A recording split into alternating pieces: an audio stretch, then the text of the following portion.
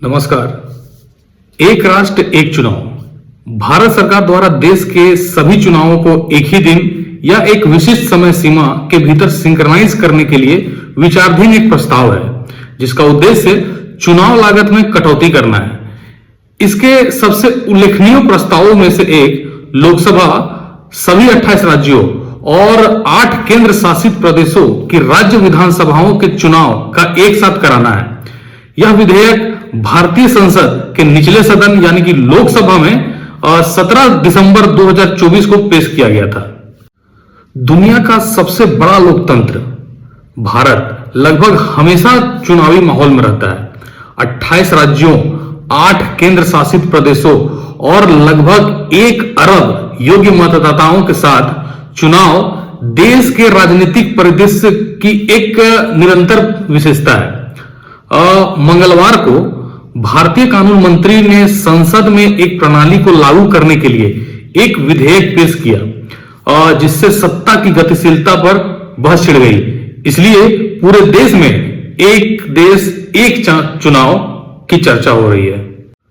2 सितंबर 2023 को भारत सरकार ने एक साथ चुनाव कराने के मुद्दे की जांच के लिए एक उच्च स्तरीय समिति गठित करने की अधिसूचना जारी की।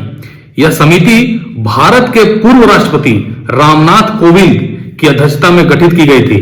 14 मार्च 2024 को पूर्व राष्ट्रपति रामनाथ कोविंद ने समिति द्वारा तैयार करीब 18,000 पृष्ठों की अंतिम रिपोर्ट भारत की वर्तमान राष्ट्रपति द्रौपदी मुर्मू जी को सौंपी।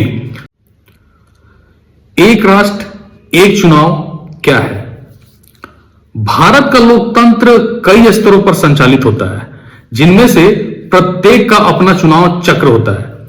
संसद के सदस्यों को चुनने के लिए आम चुनाव होते हैं, विधायकों को चुनने के लिए राज्य चुनाव होते हैं, जबकि ग्रामीण और शहरी परिषदों में स्थानीय शासन के लिए अलग अलग चुनाव होते हैं। प्रतिनिधियों के इस्तीफे, मृत्यु या अयोग्यता के कारण रिक्तियों को भरने के लिए भी उपचुनाव होते हैं। ये चुनाव हर 5 साल में होते हैं, लेकिन अलग अलग समय पर। सरकार अब इन्हें एक साथ कराना चाहती है। मार्च में पूर्व राष्ट्रपति रामनाथ कोविंद के नेतृत्व वाले एक पैनल ने अपनी विस्तृत 18,626 पृष्ठ की रिपोर्ट में राज्य और आम चुनाव को एक साथ कराने का प्रस्ताव रखा। इसने 100 दिनों के भीतर स्थानीय निकाय चुनावों को कराने का भी सिफारिश की।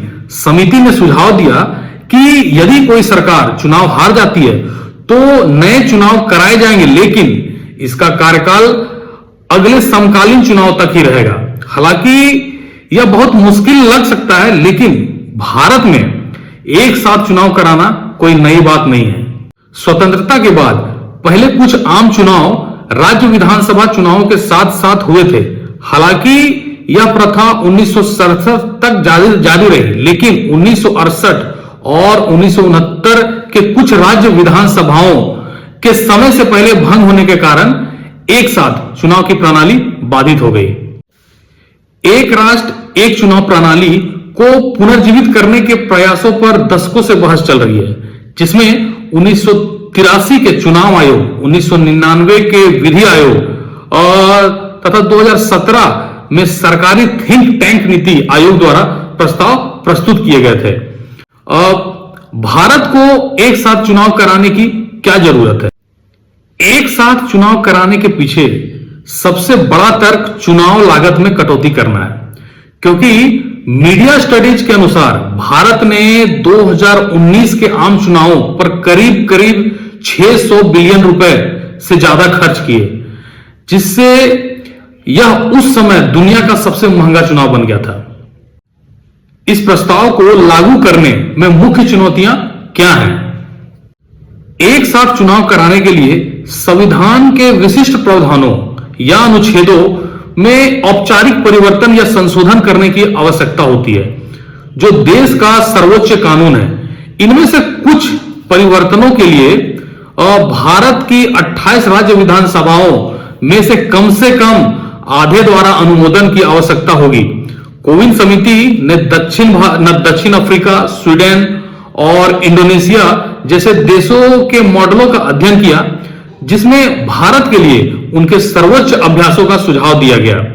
और सितंबर में कैबिनेट ने एक साथ चुनाव कराने के प्रस्ताव को मंजूरी दी और इस प्रणाली को आगे बढ़ाने वाले 2 विधेयकों का समर्थन किया। केंद्रीय कानून मंत्री श्री अर्जुन राम मेघवाल ने संसद में विधेयक पेश किए हैं। एक विधेयक में संयुक्त संघीय और राज्य चुनावों को सक्षम करने के लिए एक संवैधानिक संशोधन की प्रस्ताव है, जबकि दूसरे का उद्देश्य दिल्ली, पांडिचेरी तथा जम्मू और कश्मीर के विधानसभा चुनावों को आम चुनाव कार्यक्रम के साथ संरेखित करना है।